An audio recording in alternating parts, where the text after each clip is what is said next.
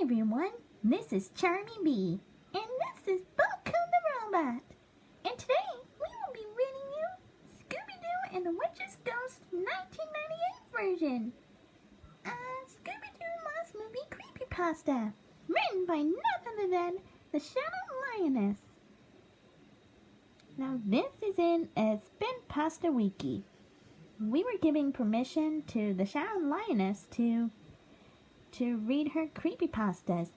Thank you very much, Miss Shadow Lioness. You rock. Oh, we almost forgot to tell you. Recently, she just reached up to 300 subscribers.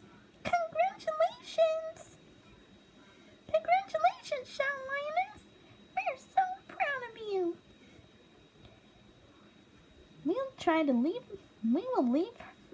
We will leave a link to her channel in the description below so you can check her out. Without further ado, let's get reading. Hey Charmy, you want to start us off? Sure thing, Bokkun. I love Scooby Doo. I've been a huge fan of Scooby Doo ever since I was a kid growing up. Now that I'm 23 years old, born in 1996, I still love Scooby Doo movies and TV shows to this day. One of my favorite Scooby Doo movies was Scooby Doo and the Witch's Ghost. The movie came out in 1999. It was a sequel to Scooby Doo on Zombie Island. What most of you don't know about Witch's Ghost is the fact that it was supposed to be at least 10 times more darker than Zombie Island. Now, I've happened to see a very dark version of Scooby Doo and the Witch's Ghost. It happened sometime last year in 2018, and here's a story on how it all happened. I was on my Xbox One on the Microsoft Store. I was looking for something to do. Then I decided to buy something off of the store. I saw a couple of games I liked. There was Fortnite, Halo 5 Guardians, and other games that were for Xbox One. Then I noticed that the Microsoft Store has movies.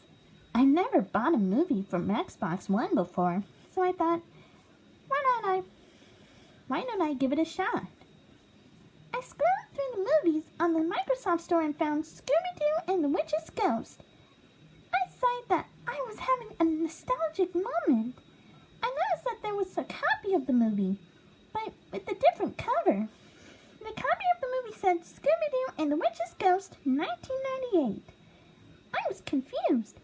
How did Scooby-Doo and the Witch's Ghost come out in 1998? I then remembered that Scooby-Doo and the Witch's Ghost is a sequel to Zombie Island. And when Zombie Island movie was finished, the production of Scooby-Doo and the Witch's Ghost started around sometime in 1998. And then it was released on October 5th, 1999. I bought the movie from the Microsoft Store, and it only cost me $10. That was a very good price, I'll say. I bought the movie as I grabbed a snack from my kitchen. As I got my snack and my drink, which was Pepsi, I got back to my bedroom to enjoy. This weird and interesting 1998 version of Scooby-Doo and the Witch's Ghost. The cover had Scooby, Shaggy, Velma, Daphne, Fred, the Hex Girls, and even Ben Ravencroft. On the front. With the Witch's Ghost, of course. The movie started with Scooby and the gang in a museum solving a mystery. Common scenario within every Scooby-Doo movie. The theme song started playing when Shaggy and Scooby were being chased by people wearing masks. As the theme song ended, the gang always wins the mystery of people behind the costumes. The man steps out of the large rug to greet Scooby and the gang. But since they've never seen him before, they have no idea who he was. Velma, however, recognized who this man is. I don't believe it. You're Ben Ravencroft, the famous horror writer, Velma pointed out. That's right, Ben Ravencroft replied as he walked over to the two officers holding two ghosts which had people hiding behind the masks. And let's see who they are. Ben pulled off the masks of the villains who tried to scare people away. "We would have gotten away with it if it wasn't for the middling writer," when the men said to Ben.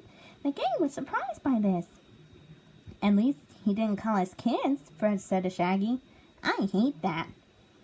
Fred then asked Ben Ravencroft on what he was doing in the museum. I was doing research on my next novel," Ben explained. "When I saw these people acting strange, I had to find out." Velma then explains to Ben that she's a huge fan of his novels. She also says that she loves to read them. "I know you." Fred, Daphne, and Shaggy, and Scooby, of course. Ben also started talking about that he has heard of the Mystery Inc. solving mysteries. Ben tells Velma that he'll be going back to Massachusetts this weekend. He then explains that he comes back every fall. He invites the gang to come along. "Really?" Velma asked with excitement in her tone. We could sure use a break from solving creepy old mysteries," Daphne added. When Ben's foods, Shaggy and Scooby were all excited over food. So far, the 1998 version of the movie was in great quality.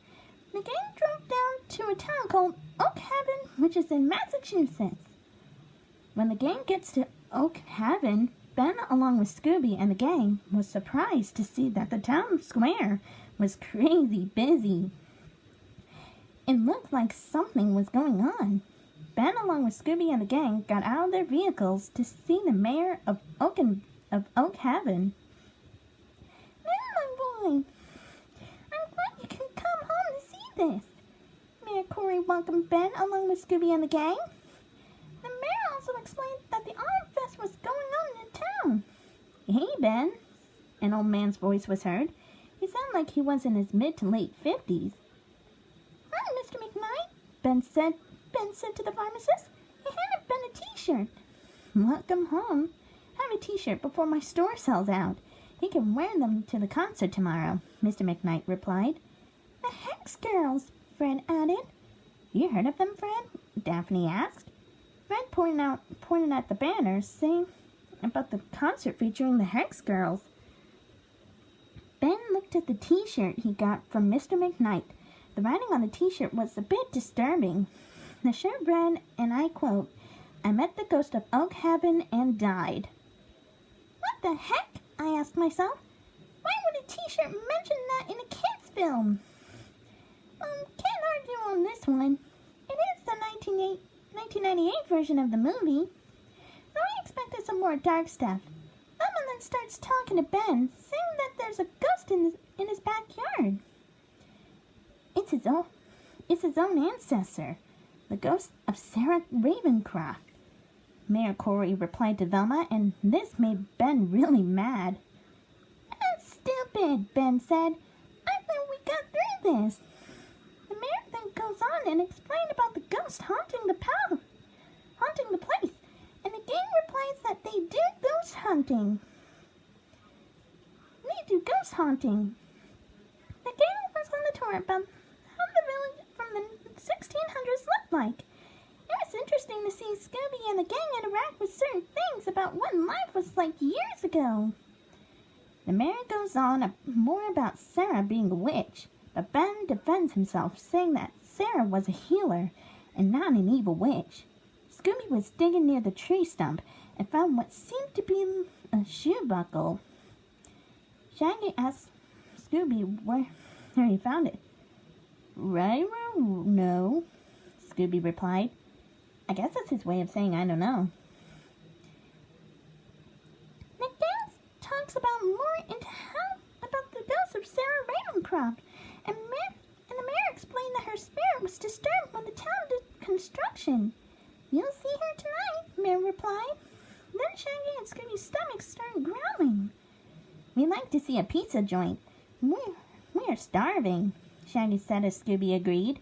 The mayor walked Shaggy and Scooby to the restaurant, while Velma, Daphne, and Fred went with Ben to his studio.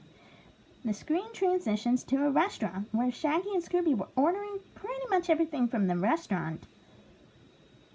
And this is where we will stop for part 1. Stay tuned for part 2 of Charmy and Bokkun read Scooby Doo and the Witch's Ghost 1998 version.